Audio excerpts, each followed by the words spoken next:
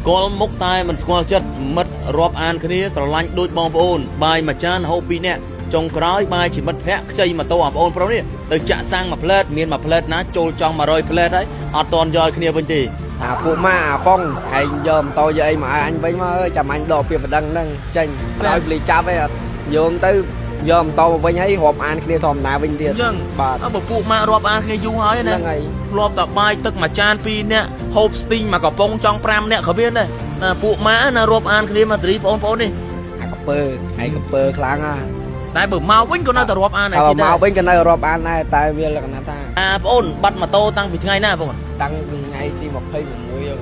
ពេលចូលមកខេមមកអង្គុយលេងមួយផ្លែតហ្នឹងដល់ពេលខ្ញុំម៉ូតូខ្ញុំវាអស់សាំងមិត្តភក្តិខ្ញុំនៅក្នុងថាម៉ូតូហ្នឹងវាយកទៅចាក់សាំងហើយដល់តិចទៀតវាមកឡើយហើយមើលថាវាថាយកម៉ូតូណៃយកទៅចាក់សាំងមួយផ្លែតនៅឃើញថាម៉ូតូណៃអស់សាំងណាដល់ពេលយកទៅមួយផ្លែតមិនមួយផ្លែតណាចូល100ផ្លែតហើយម៉ូតូពេលនេះចូល100ផ្លែតហើយ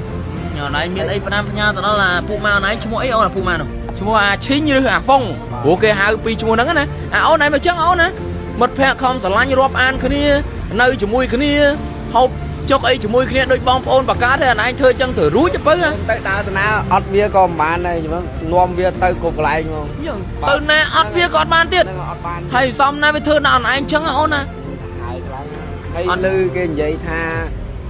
ពីមុនមិនកាលវានៅកំពង់សោមមិនវាធ្លាប់សកម្មដែរអញ្ចឹងធ្លាប់សកម្មទៀតបាទធ្លាប់ធាក់បានតែអីដែរលើគ្នាវានិយាយតែខ្ញុំមិនសូវជឿទេ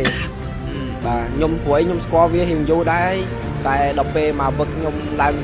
ទៅធ្វើការនៅជ្រៃធំដល់ពេលចុងវិញមកបានជួបគ្នាម្ដងទៀតនេះអញ្ចឹងបាទ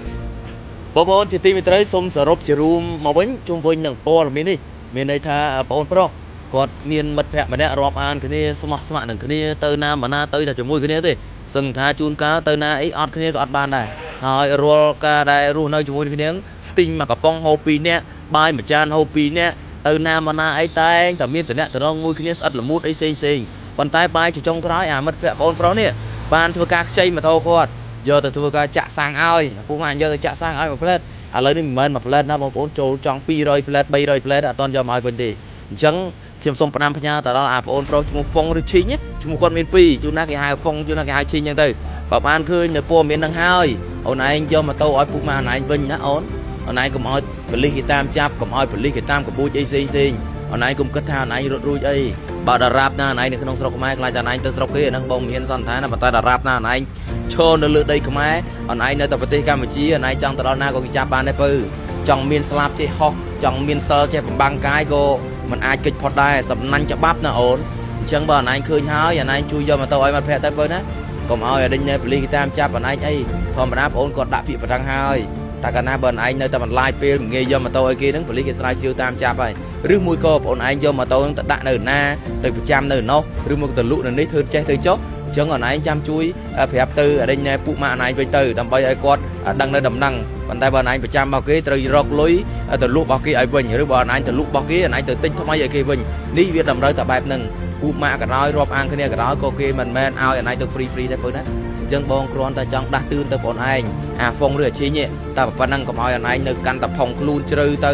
អីផ្សេងហើយបងប្អូនមហាជនដែលកំពុងតែទស្សនានៅព័ត៌មាននេះទាំងក្នុងឬក្រៅប្រទេសបើបានឃើញហើយជួយ share ម្នាក់មួយផងដើម្បីឲ្យដឹងឮទៅដល់អាហ្វុងឬអាឈីងដែលត្រូវជាពួកម៉ាក់បងប្អូនដែលបានយកម៉ូតូគាត់ទៅ